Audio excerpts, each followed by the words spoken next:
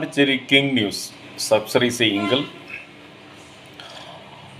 தமிழக வெற்றிக் கழக தலைவர் விஜய் அவர்கள் அக்டோபர் 17ஆம் தேதி கரூர் செல்கிறார்.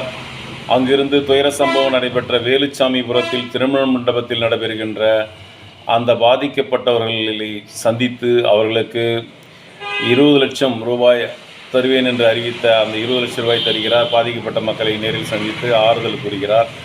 அதன் பின்பு அவர் மீண்டும் சென்னை வருகிறார். வருகின்ற அக்டோபர் மாதம் 17ஆம் தேதி இதற்காக சூப்பரண்டா போலீஸிடம் மனு செய்துள்ளார்.